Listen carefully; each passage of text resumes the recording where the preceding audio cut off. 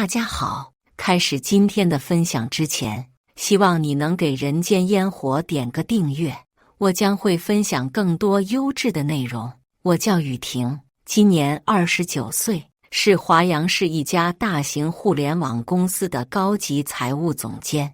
从某财经大学毕业后，我一路从基层做起，凭着过人的专业能力和不懈的努力，现在年薪已经达到了150万。这些年来，我在工作上兼顾着公司多个部门的财务管理，手下带着10几个人的团队。虽然工作压力大，经常加班到深夜，但看着银行账户里不断增长的数字，我觉得一切都是值得的。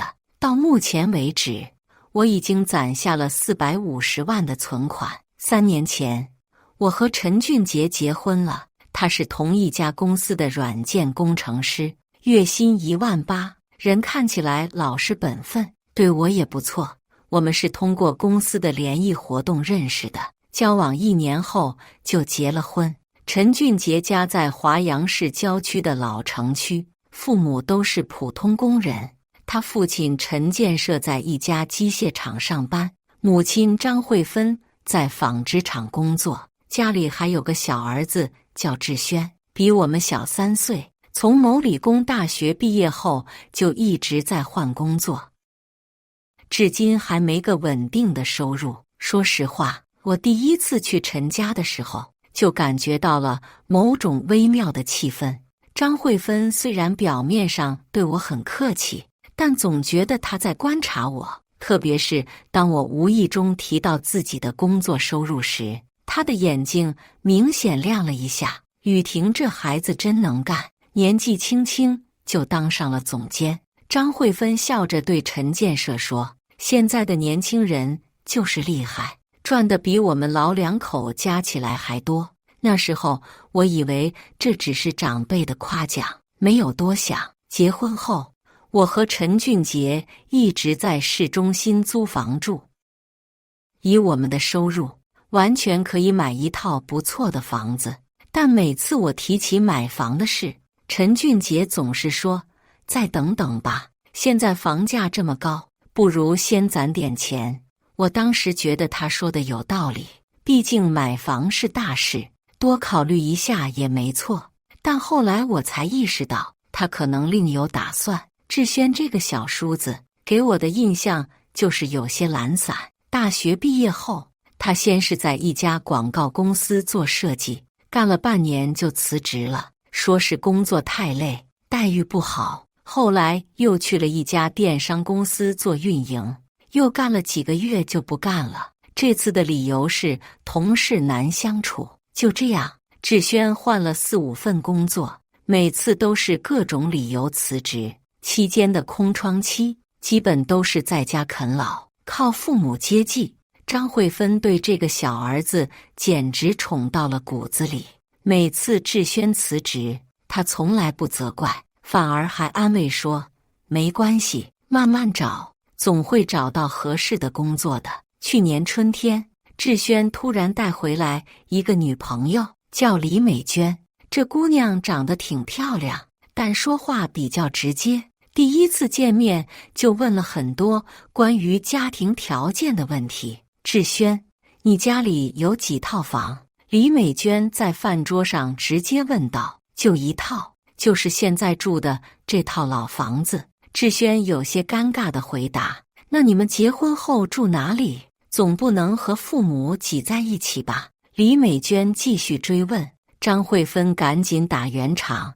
美娟说得对，年轻人结婚当然要有自己的房子，我们正在考虑给志轩买套新房呢。听到这话，我和陈俊杰都愣了一下。以陈家的经济条件，哪里买得起新房？李美娟显然很满意这个回答，笑着说，阿姨真好，这样我就放心了。那天晚上回家的路上，我问陈俊杰，你妈说要给志轩买房，是真的吗？应该只是随口说说吧。陈俊杰有些不确定，家里哪有那么多钱买房？接下来的几个月，志轩和李美娟的关系发展得很快。李美娟经常来陈家吃饭，每次都会提到结婚买房的事，而张慧芬每次都表现得很积极，说一定会给志轩买套像样的房子。有一次，李美娟甚至拿出手机给大家看她在网上看中的几套房子，都是华阳市新开发区的高层住宅，120平米左右，总价都在400多万。我在旁边听着，心里越来越不安。400多万的房子，对陈家来说简直是天文数字。张慧芬这样承诺，到时候怎么兑现？果然，问题很快就暴露了。李美娟开始催促买房的进度，经常问志轩什么时候去看房，什么时候能定下来。志轩每次都支支吾吾，说父母还在准备资金。有一天，李美娟直接找到了张慧芬，开门见山地说：“阿姨，我和志轩都25岁了，也该考虑结婚的事了。但我父母说，没有婚房就不同意我们结婚。”张慧芬一听就紧张了：“美娟，你别着急，我们一定会给志轩买房的。那大概什么时候能买？”李美娟追问道。我父母说最好是年底前能定下来，这样我们明年春天就可以结婚了。年底前，张慧芬犹豫了，可能有点紧张。李美娟的语气开始变冷：“阿姨，您之前不是说一定会买吗？”那次谈话不欢而散。李美娟走的时候脸色很难看，志轩送她出门，两人在楼下争执了很久。从那以后，李美娟来陈家的次数明显减少了，即使来了，态度也比之前冷淡了很多。志轩为此很沮丧，经常一个人闷闷不乐。张慧芬看在眼里，急在心里，她开始四处打听买房贷款的事，还托人咨询过公积金贷款的政策，但以陈家的收入和积蓄，根本不够买400万的房子。就在这时候，张慧芬开始把注意力转向了我。最开始她还比较含蓄，总是在吃饭的时候无意中提到我的工作和收入。雨婷这孩子真争气，年纪轻轻就当上了总监，1年赚的比我们老两口10年赚的还多。现在这些高学历的孩子就是厉害，随便一个项目就能拿到几十万的奖金。有一次，张慧芬直接问我：“雨婷，你这几年攒了不少钱吧？还可以吧？”我随口回答：“能有多少？几十万总是有的吧？”她继续追问，我当时觉得有些不自在，但还是如实回答了：“差不多400-500万吧。”张慧芬听到这个数字，眼睛明显亮了：“这么多，那真是不得了。”当天晚上，我就听到他在房间里和陈建设小声商量什么，虽然听不清具体内容，但隐约听到了雨婷、钱、志轩这几个词。接下来的日子里，张慧芬对我的态度发生了微妙的变化，她变得格外关心我的生活，经常主动过来帮忙做饭，还买了很多我爱吃的水果。但同时，他也开始频繁地在我面前提到志轩买房的困难。现在的房价真是贵得离谱，400万啊！我们老两口一辈子都赚不到这么多钱。志轩这孩子也可怜，好不容易找到个合适的女朋友，却因为房子的事要分手。陈俊杰也开始配合张慧芬的暗示，他开始经常在我面前提到兄弟情深，说什么血浓于水，一家人就应该互相帮助之类的话。有一次，他甚至直接对我说：“雨婷，你觉得我们是不是应该帮志轩？怎么帮？”我明知故问，就是买房的事。陈俊杰小心翼翼地说：“你看我们是不是可以借他一些钱？”借多少？我问道。就是买房的钱，400多万。陈俊杰说得很轻松，好像这只是一个小数目。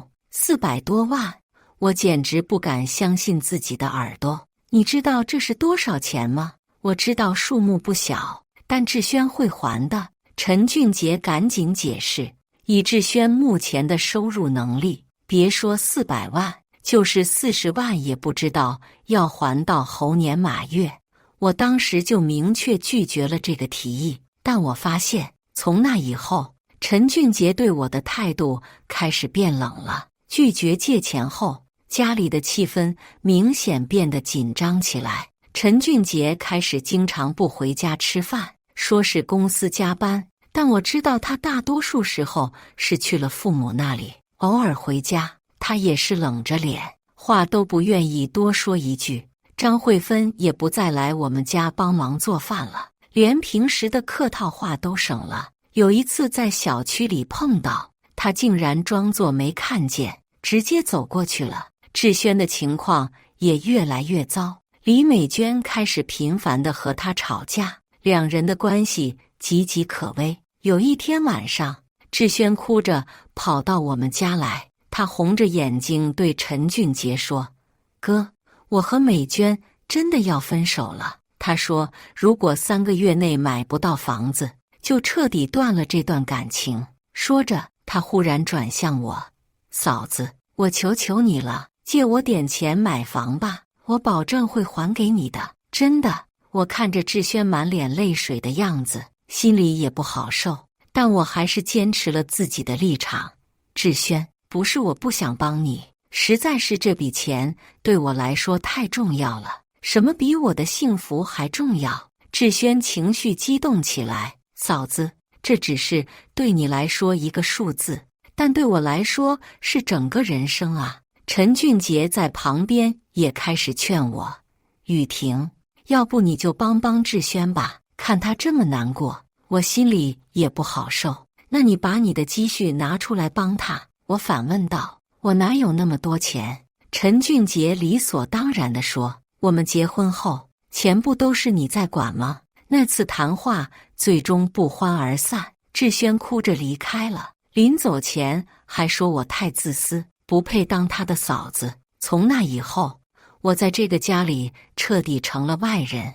张慧芬更是开始在背后说我的坏话。有一次我在小区里倒垃圾，听到她和邻居聊天：“我这个儿媳妇啊，平时看着挺好的，关键时候就露出真面目了。”陈俊杰知道这件事后，不但没有替我说话，反而还劝我：“妈就是那个性格，说话直接一点，你别往心里去。再说，志轩买房的事，你真的不能再考虑一下吗？”我彻底失望了。结婚3年，我以为找到了可以依靠的人，没想到关键时刻，他连自己的妻子都不愿意保护。那段时间，我开始注意到一些奇怪的现象。张慧芬虽然表面上对我很冷淡，但却经常找借口来我们家，有时候说是来给我们送菜，有时候说是来帮忙打扫卫生，但每次来，她的目光总是有意无意地扫向我放包的地方。陈俊杰的行为也开始变得可疑，他开始频繁地询问我的作息时间，问我什么时候上班，什么时候下班，周末有什么安排。有一天晚上，我半夜起来上厕所，经过客厅时听到他在阳台上小声打电话。我悄悄靠近想听清内容，但只听到几个零散的词：银行卡、密码、机会。接下来的几天，张慧芬对我的态度又发生了奇怪的转变，她不再冷脸相对，反而开始对我格外热情。雨婷啊，你工作这么辛苦，要注意身体。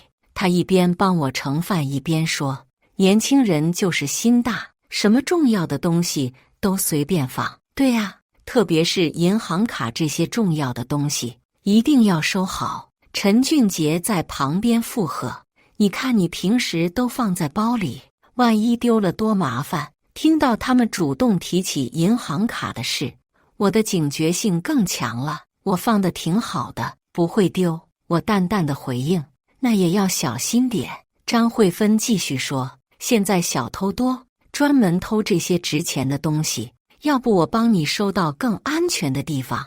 我心里一惊，他这是想要我的银行卡？不用麻烦您，我自己会处理的。我坚决拒绝了。但我发现，从那以后，他们对我的银行卡变得异常关注，经常有意无意地提起这个话题，询问我放在哪里，密码是什么，平时怎么用。我开始提高警惕，把银行卡换了个更隐秘的地方放着，并且开始留意他们的一举一动。直到那天早上，我刚从卧室出来准备洗漱，张慧芬就突然出现在我面前。她站在客厅中央，双手叉腰，一副理所当然的样子。看到我出来，她直接开口了：“雨婷，把你那张卡给我，志轩要买房，正好用你这450万。”她的语气不是商量，而是通知，就像在说今天天气不错一样自然。我整个人都愣住了。妈，您说什么？别装糊涂了，就是你那张工资卡。张慧芬伸出手，志轩和美娟已经看中房子了，今天就要交定金。可是妈，这是我的工资卡。我下意识地往后退了一步。什么你的我的？张慧芬的声音立刻高了8度。都是一家人，你赚这么多钱也花不完，给弟弟用用怎么了？我简直不敢相信自己的耳朵。妈，这是450万，不是450块。我知道是450万，正好够买房的首付。张慧芬说的云淡风轻，反正你一个人也用不了这么多钱，先给志轩用着，等他以后有钱了再还给你。可是我没同意过要借钱给志轩买房啊！我的声音也开始发颤，不知道是气的还是急的。张慧芬脸色一沉：什么同意不同意？你是这个家的一份子，志轩是你小叔子，帮他买房不是应该的吗？应该的。我觉得好笑，凭什么应该？这是我辛辛苦苦工作5年攒下的钱。你工作5年，我们老两口工作30年都没攒下这么多钱。张慧芬的声音越来越尖锐：你有这个能力，就应该帮助家里。我深吸一口气，努力让自己冷静下来。妈，如果您是想商量借钱的事，我们可以坐下来好好谈。但您这样直接要我的银行卡，我不能同意。谈什么谈？有什么好谈的？张慧芬不耐烦地摆摆手：志轩今天就要交钱，哪有时间跟你慢慢磨叽？快点把卡给我！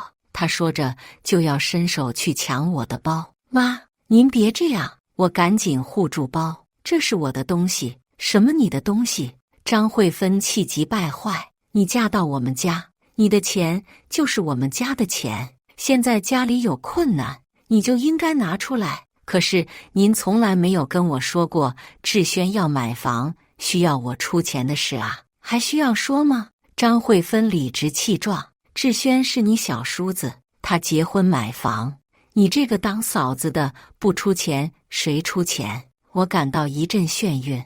这个世界是怎么了？什么时候别人买房变成了我的义务？妈，我不能把银行卡给您。我努力保持着最后的理智。如果您真的想帮志轩，我们可以想其他办法。什么其他办法？张慧芬冷笑：除了你的钱，还有什么其他办法？你以为我不想帮儿子吗？要不是实在没办法，我会来找你吗？可是，没有可是。张慧芬打断了我的话：雨婷，我今天把话说清楚，志轩是我儿子，他的幸福比什么都重要。你有钱不拿出来帮忙，就是自私，就是没良心。听到这里，我彻底被激怒了。我自私，我没良心，我自己辛苦赚的钱，凭什么要给别人买房？别人？张慧芬眼睛瞪得像铜铃。志轩是别人吗？他是你小叔子，是你丈夫的亲弟弟。就算是亲弟弟，也不能强迫我拿钱给他买房啊！谁强迫你了？张慧芬开始颠倒黑白：我这是求你帮忙，求我帮忙。我气得直笑。您哪句话是在求我？您从一进门就是在命令我，那你到底给不给？张慧芬不想再跟我废话，给个痛快话。我不能给，我坚决地说。张慧芬的脸色瞬间变得铁青。不给是吧？好，那我今天就不走了。说着，她真的在沙发上坐了下来，摆出一副赖着不走的架势。妈，您这是干什么？我等俊杰回来，看看他怎么说。张慧芬冷哼一声，我就不信了，在这个家里我还说不上话了。我看着他那副无赖的样子，心里又气又无奈，但我不能妥协，这是原则问题。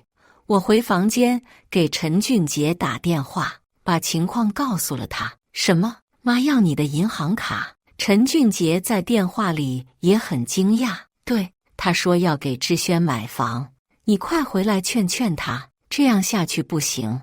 电话那头沉默了一会儿，陈俊杰说：“我马上回来。”挂了电话，我心里稍微安了一点。陈俊杰虽然有时候比较软弱，但关键时候还是会站在我这边的。但我错了。中午陈俊杰回来后，听张慧芬添油加醋地说了一遍情况，她的态度让我彻底失望了。雨婷，妈说的也有道理。陈俊杰坐在沙发上，看着我说：“志轩确实需要买房，而且美娟那边催得很紧，所以呢，我不敢相信他竟然也站在张慧芬那边，所以我觉得我们应该帮帮志轩。”陈俊杰小心翼翼地说：“毕竟他是我弟弟，帮助可以，但不是这种方式。”我据理力争，他直接要我的银行卡，这合理吗？妈也是着急。陈俊杰开始为张慧芬辩护：“志轩今天要交定金，时间确实紧，时间紧就可以抢别人的银行卡。”我觉得自己快要疯了。陈俊杰，你听听你在说什么？我没说抢。陈俊杰有些心虚。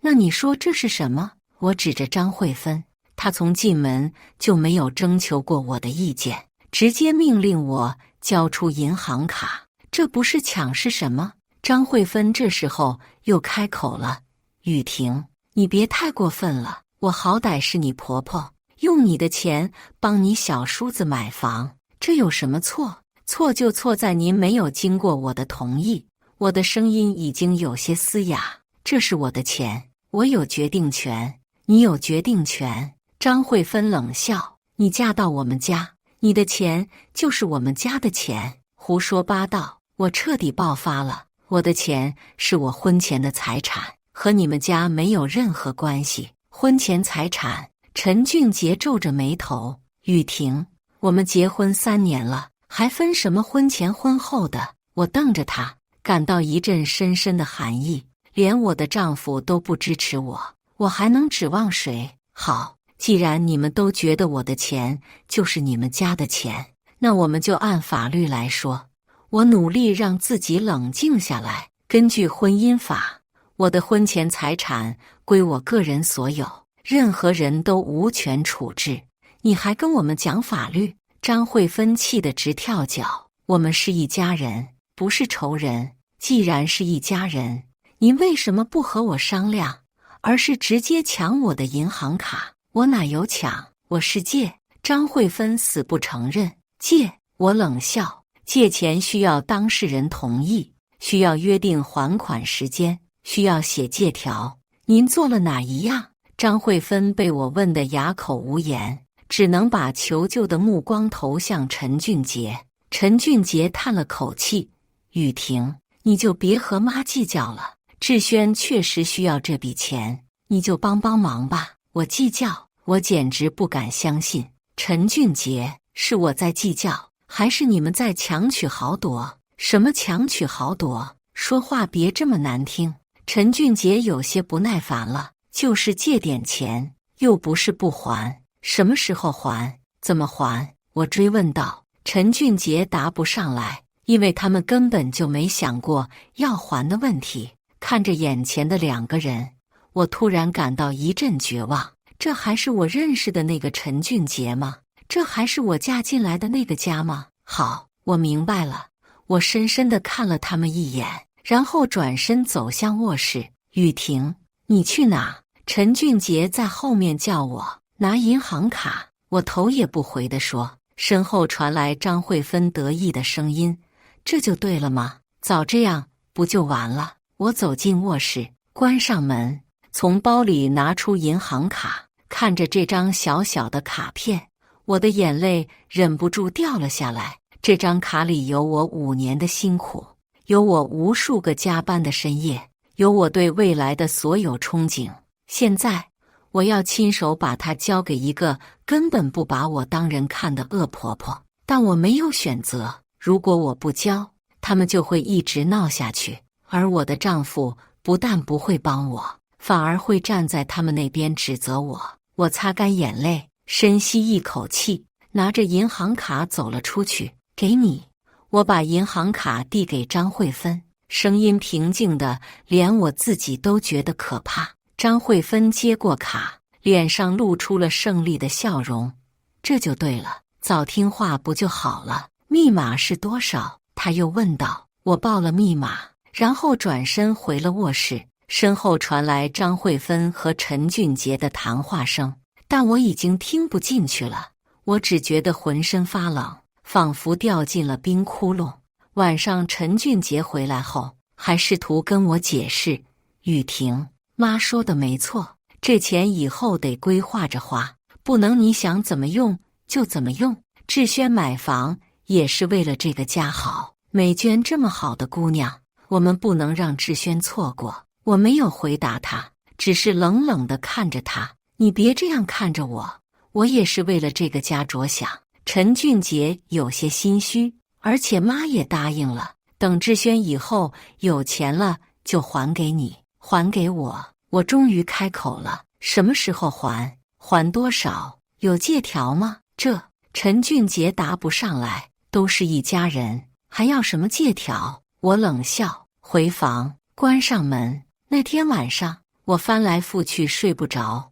我想起了自己刚工作时的辛苦，想起了无数个加班的夜晚，想起了每一笔收入时的喜悦。这些钱，每一分都是我用汗水换来的，现在他们就要被一个外人拿去给他儿子买房，而我连一句话都没有说话权。我越想越气，越想越委屈。凭什么？凭什么我的钱要给别人买房？凭什么我的意见不重要？凭什么我的丈夫不站在我这边？就在这时，我想到了一个办法。我悄悄起床，穿上衣服，趁陈俊杰睡熟了，偷偷溜出家门。夜深了，街上很少有人，但银行的自助服务区还是24小时开放的。我走到 ATM 机前，用手机银行登录了我的账户，看着屏幕上显示的450万余额，我的手指在冻结账户按钮上停了很久。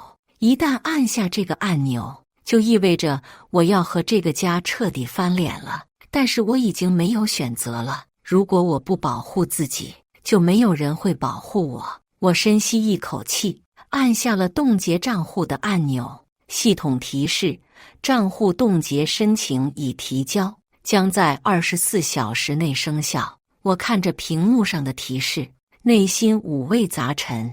我知道，从这一刻起，一切都回不去了。我的手机收到了银行的短信：您的账户已成功冻结，如需解冻，请本人持身份证到银行办理。第二天早上，等我睡醒，拿起手机，看到消息99加，多得让我眼花缭乱。未接来电也是99加，密密麻麻的通话记录看得我有点懵。我忍不住笑了，胸口那些憋了很久的闷气第一次这么痛快地散了。我慢慢翻看着手机里的那些消息和未接来电。从上午10点开始，张慧芬几乎每隔几分钟就打一个电话，一直持续到下午3点，整整103个未接来电。除了电话，他还发了无数条微信消息：雨婷，你在哪里？赶紧接电话！出什么事了？为什么卡用不了？你到底在哪？我有急事找你。雨婷，你别吓我，快点回个信息，我在银行，你快过来一趟。看着这些越来越急躁的消息，我想象着张慧芬在银行被告知卡被冻结时的表情，忍不住又笑了。陈俊杰的消息稍微少一些，但语气也很焦急。雨婷，妈打不通你电话，你在哪？银行说你的卡被冻结了，怎么回事？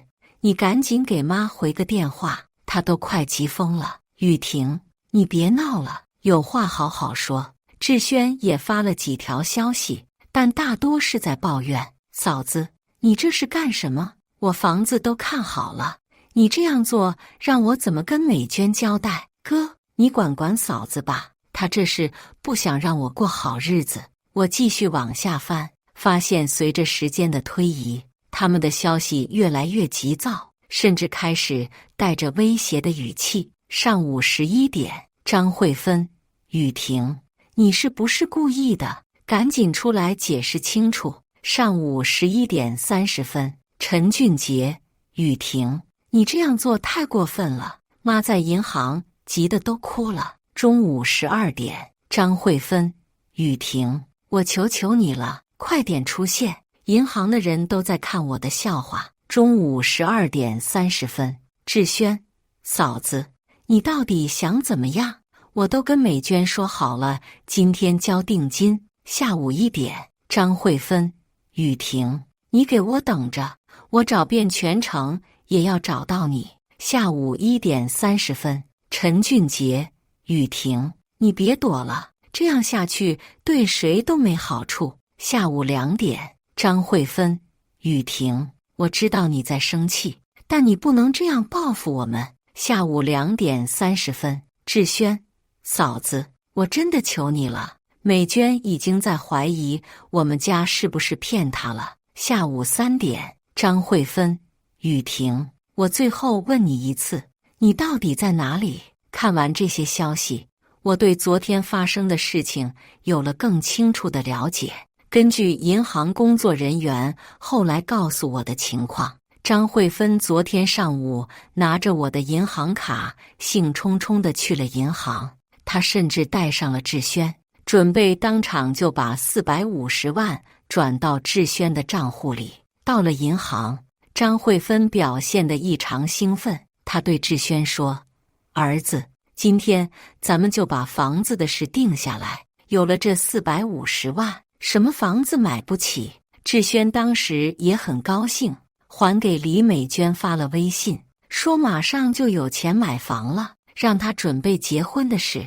但是当银行工作人员刷卡的时候， ATM 机显示账户异常，无法操作。张慧芬当时就懵了，什么意思？是不是机器坏了？工作人员检查了一下，告诉他这张卡的账户被冻结了，需要持卡人本人才能解冻。冻结？张慧芬瞪大了眼睛，怎么会冻结？昨天还好好的。账户冻结是由持卡人本人申请的，工作人员解释道，可能是为了防止资金被盗用。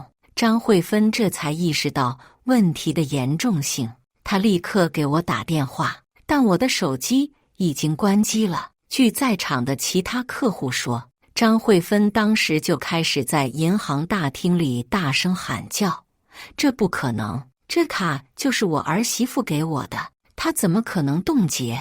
银行保安过来劝他安静一点，但张慧芬根本听不进去。她一边打电话，一边自言自语：“这个死丫头肯定是故意的，肯定是故意整我的。”志轩在旁边也急得不行，因为他已经跟李美娟保证过，今天一定能交定金。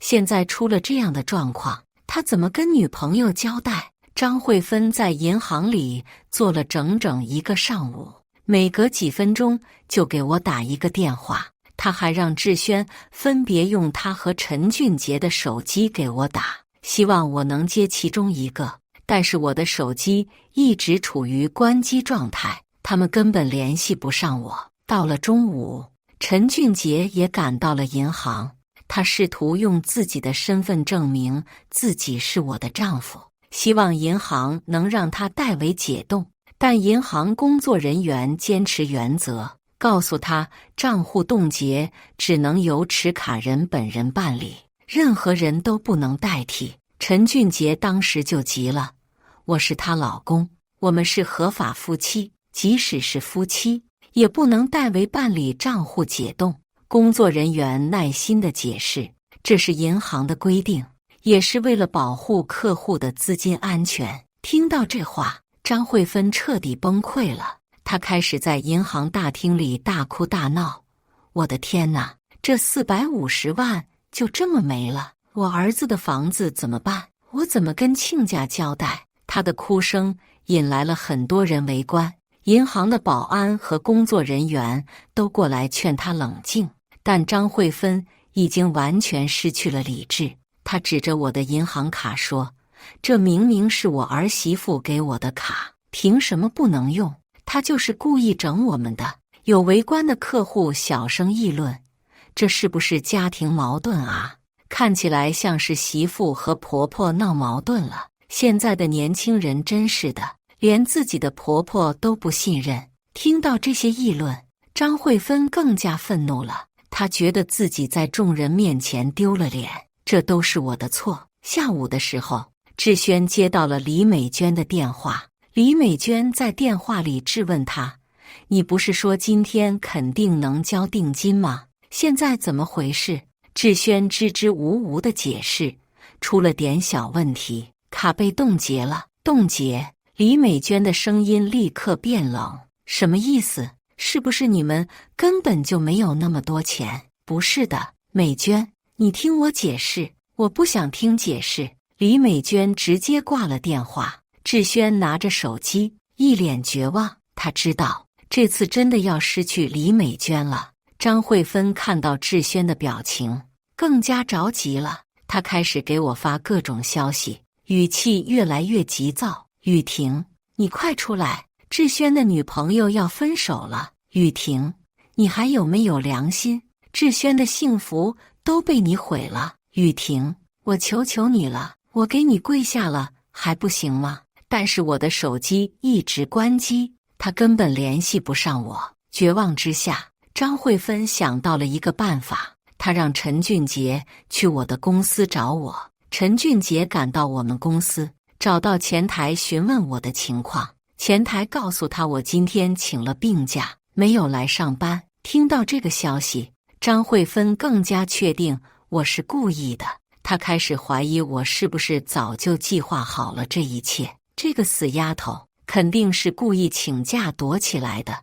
张慧芬气得直跺脚，她就是想看我们的笑话。陈俊杰也开始觉得事情不对劲，他回想起昨天晚上我的表现，突然意识到我可能真的是故意冻结了账户。妈，我觉得雨婷可能真的是故意的。陈俊杰小声对张慧芬说，昨天晚上她的表情很奇怪，我当时还以为她只是在生气，故意的。张慧芬瞪大了眼睛，她凭什么故意冻结账户？这是我们家的钱，可是这钱确实是她的。陈俊杰有些心虚，她的。张慧芬不依了，她嫁到我们家，她的钱就是我们家的钱，她凭什么不让我们用？母子两人在银行里商量了半天，最终决定必须找到我，让我亲自去银行解冻账户。但问题是，他们根本不知道我在哪里。张慧芬开始给我发疯狂的消息，甚至威胁要报警，说我失踪了。雨婷，你再不出现，我就报警了。雨婷，我怀疑你出事了，我要让警察找你。雨婷，你是不是被人绑架了？快给我回个信息。他以为这样威胁我，我就会害怕，会主动联系他们。但是我早就料到了他会这样做，所以一直保持关机状态。下午3点，张慧芬终于放弃了。她知道今天是不可能交定金了。志轩的房子也买不成了。他给我发了最后一条消息：雨婷，我最后问你一次，你到底在哪里？然后他就没有再发消息了。但是通话记录显示，他一直在给我打电话，直到晚上8点才停止，整整一天，103个未接来电，创造了他的历史记录。这些消息和通话记录，我心情复杂地叹了口气。虽然看到张慧芬着急的样子，让我感到一丝报复的快感，但我并不想真的害他们。我只是想让他们知道，我的钱不是他们想用就能用的。我没有立即回复任何人，而是先去银行解除了账户冻结。虽然我想给他们一个教训，但我不想让自己的钱真的出问题。银行工作人员看到我时，眼神有些奇怪，显然他们昨天见过张慧芬在这里闹的情况。女士，您是来解冻账户的吗？工作人员小心翼翼地问。是的，我出示了身份证和银行卡。请问昨天那位女士？工作人员犹豫了一下。那是我婆婆，我淡淡地说。她没有经过我的同意就拿了我的卡，所以我冻结了账户。工作人员点点头，表示理解。他们处理完解冻手续后，还贴心地提醒我，如果以后还担心卡的安全问题，可以设置转账限额。我谢过他们，离开了银行。回家的路上，我一直在想该怎么面对陈俊杰和张慧芬。虽然我已经出了一口恶气，但接下来的问题恐怕会更复杂。果然，当我推开家门时，看到的是一片狼藉的客厅和3张愤怒的脸。陈俊杰、张慧芬和志轩都在家里等我。看到我进门，3人同时站了起来。雨婷，你终于回来了。张慧芬第一个冲上来，你这一天都去哪了？我们找了你一整天。我看着她红肿的眼睛，知道她今天确实急坏了，但想到她昨天那副理所当然的样子，我还是没有任何同情。我在外面，我平静地回答。在外面。陈俊杰走过来，脸色很难看。你知不知道吗？今天在银行有多丢脸？丢脸？我反问。为什么会丢脸？你明知道吗？要用那张卡，为什么要冻结账户？陈俊杰的声音有些发颤，不知道是气的还是急的。我什么时候说过要给他用那张卡？我反问道。是他自己强行拿走的，我为什么不能冻结？张慧芬这时候忍不住了。雨婷，你太过分了。我在银行坐了一整天，被那么多人看笑话，你知道我有多难受吗？难受。我冷笑。您昨天强行拿我银行卡的时候，有没有想过我会难受？我那是为了志轩。张慧芬理直气壮。而且我又不是不还给你，什么时候还？怎么还？我追问道。您昨天有跟我说过这些吗？张慧芬被我问得哑口无言。志轩这时候也开口了，他的眼睛红红的，显然哭过。嫂子，你知不知道，因为你今天的行为，美娟已经和我分手了。听到这话，我心里确实有些不忍，但想到他们昨天的所作所为，我还是硬起了心肠。志轩，美娟和你分手是因为你们家没有买房的钱，不是因为我冻结了账户。我认真地说，即使我昨天没有冻结账户，让你妈拿走了我的钱，你觉得这样得到的感情能长久吗？什么意思？志轩不解。意思是，如果美娟真的爱你，就不会因为买不起房子而和你分手。我解释道。而如果她只是因为钱才和你在一起，那么即使你现在买了房，以后也会因为其他的钱的问题而分手。志轩被我说得哑口无言。陈俊杰这时候发话了。雨婷，你说的好听，但志轩的幸福确实被你毁了。我毁了？我觉得好笑。陈俊杰，你搞清楚，我从来没有答应过要给志轩买房，是你们擅自决定用我的钱，现在用不了了，就怪我。可是我们是一家人。陈俊杰试图解释，一家人？我打断了他，一家人就可以不经过当事人同意就动用别人的钱吗？一家人就可以强行拿走别人的银行卡吗？陈俊杰被我问得无话可说。张慧芬看到儿子们都说不过我，开始换策略。她突然一下子坐在地上，开始哭诉：我的命怎么这么苦啊！辛辛苦苦养了2个儿子，老大娶了个媳妇，不帮家里；老二找个女朋友，又要分手。我活着还有什么意思啊？他这一哭，陈俊杰和志轩都慌了。妈，您别这样。陈俊杰赶紧去扶他。妈，都是我不好，您别哭了。志轩也跪下来安慰他。看到这一幕，我心里虽然有些不忍，但更多的是愤怒。他这是在道德绑架，想用眼泪来逼我就范。您哭也没用。我冷冷地说，这件事的对错很清楚，不是您哭就能改变的。张慧芬听到我这么说，哭得更厉害了。雨婷，我真的求求你了，我给你跪下了。说着，她真的要给我下跪。我赶紧躲开。您别这样，我受不起。那你就答应解冻银行卡。张慧芬趁机提出要求。银行卡我已经解冻了，我说道。听到这话，3人都愣住了。解冻了？陈俊杰不敢相信。什么时候？今天下午，我回答。张慧芬立刻停止了哭泣，眼睛亮了起来。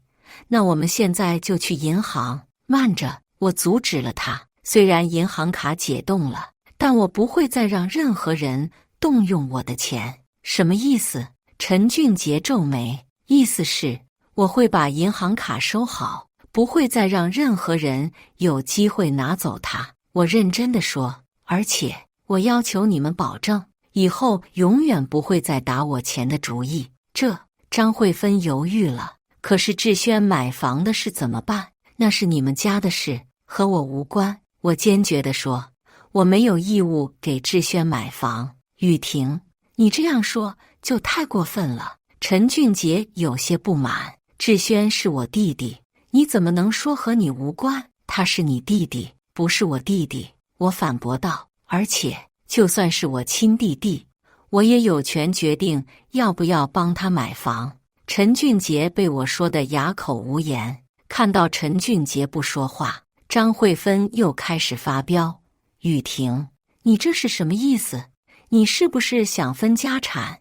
你是不是想和俊杰离婚？听到离婚这个词，我心里一震。说实话，经过这2天的事情，我确实有过这样的想法。如果你们继续这样下去，离婚也不是不可能。我冷冷地说。这话一出，客厅里瞬间安静了下来。陈俊杰瞪大了眼睛。雨婷，你说什么？我说，如果你们继续把我当提款机，继续不尊重我的意见，我就和你离婚。我一字一句地说。你，陈俊杰指着我，半天说不出话来。张慧芬也愣住了，她没想到我会把话说得这么绝。志轩在旁边小声说，嫂子，你别生气了，大不了我不买房了，我和美娟分手就分手吧。听到志轩这么说，我心里稍微软了一些，毕竟他还是个孩子。这一切都是张慧芬主导的。志轩，我不是针对你，我对他说，我只是希望你们能明白，我的钱不是你们想用就能用的。如果你们真的需要帮助，可以好好和我商量，而不是强行拿走我的银行卡。志轩点点头，我明白了，嫂子，是我们做的不对。看到志轩认错，张慧芬更加不服气了。志轩，你跟他道什么歉？我们又没做错什么。妈，我们确实做错了。志轩小声说，嫂子的钱，我们不应该不经过他同意就拿。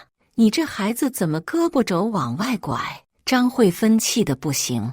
她是你嫂子，帮你买房是应该的，不是应该的。妈，志轩摇头，嫂子没有义务给我买房。看到志轩明白了道理，我心里稍微安慰了一些。看来这个家还不是完全没救，但陈俊杰的态度让我很失望。他一直在沉默，显然还是觉得我做的不对。陈俊杰，你什么意思？我直接问他，你觉得我做错了吗？陈俊杰犹豫了一下，最终还是说出了心里话。雨婷，我觉得你确实有些过分。妈虽然方法不对，但她也是为了志轩好。你冻结银行卡这件事，确实让我们很难堪。听到这话，我彻底失望了。过分？我冷笑。我保护自己的财产是过分，你妈强行拿我银行卡不是过分。可是陈俊杰还想辩解，没有可是，我打断了他。陈俊杰，我现在正式通知你，我要和你离婚。这话一出，所有人都惊呆了。雨婷，你别冲动。陈俊杰慌了。我没有冲动，我平静地说，我想得很清楚，我们的价值观根本不同，继续在一起只会更痛苦。雨婷，你听我说。陈俊杰想要挽回，没什么好说的。我摆摆手，明天我就去法院起诉离婚。说完，我转身回了卧室，留下客厅里目瞪口呆的3个人。第二天，我真的去了法院，提交了离婚起诉书。陈俊杰得知这个消息后，急得团团转。他找到我，苦苦哀求我撤诉。雨婷，我知道错了，我不应该支持妈拿你的银行卡，我不应该不站在你这边。陈俊杰红着眼睛说，你给我一个机会，我会改的。看着他这副样子，我心里也不好受。毕竟我们有过3年的感情，不是说放下就能放下的。陈俊杰，不是你改不改的问题。我叹了口气，是我们的家庭观念根本不同。你觉得家里有困难，我就应该无条件的出钱，但我觉得即使是夫妻，也应该相互尊重，不能强迫对方做不愿意的事。我以后会尊重你的意见的。陈俊杰保证道。你能保证？你妈能保证吗？我反问。只要她还觉得我的钱就是你们家的钱，这样的事情就还会发生。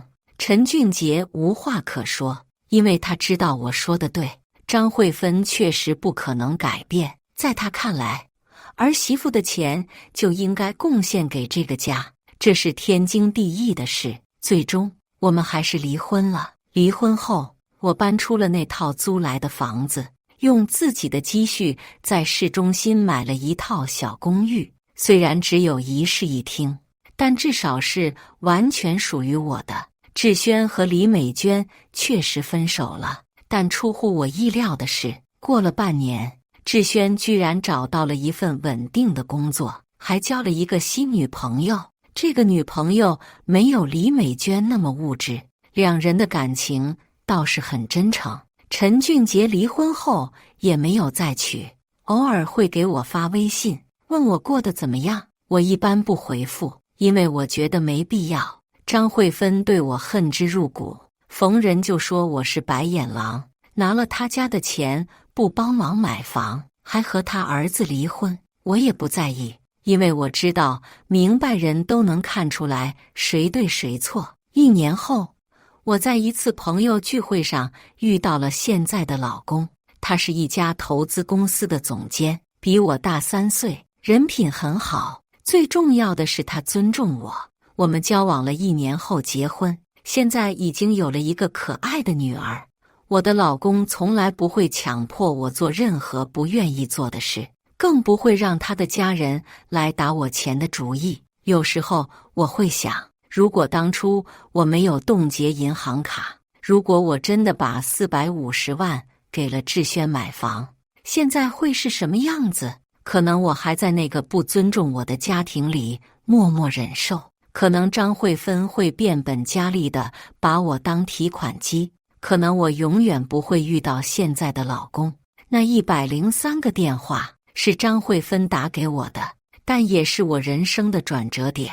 她让我明白，有时候必须为自己的权利而战，即使代价是失去一段婚姻。现在回想起来，我一点都不后悔当时的决定。450万不仅是我的财产，更是我的尊严。保护它，就是保护我自己。人们常说，钱是照妖镜，能照出人性的真面目。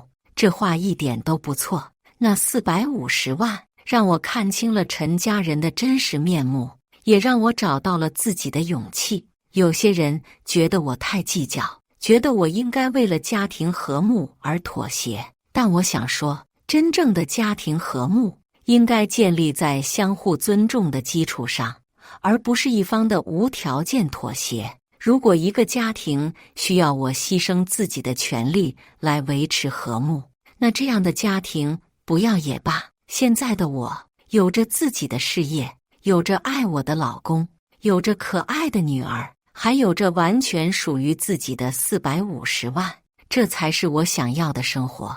那103个电话，虽然当时让我很痛苦，但现在想来，他们是我人生中最宝贵的礼物。他们让我明白，有时候说不比说好更重要。张慧芬到现在还不明白她哪里做错了，她还在跟邻居抱怨我这个白眼狼儿媳妇，但我已经不在意了，因为我知道真正的错误在于不尊重别人的权利。如果时光能够倒流，我还是会做出同样的选择，冻结银行卡，离开那个家庭，寻找属于自己的幸福。因为我明白了一个道理，钱可以重新赚，但尊严一旦失去，就很难再找回来。那450万不仅是我的财产，更是我的底线。守住了它，我就守住了自己。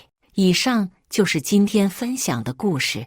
大家有什么想说的、想吐槽的，欢迎在下方评论交流。也更希望能给人间烟火点个订阅，我将会分享更多优质的故事内容。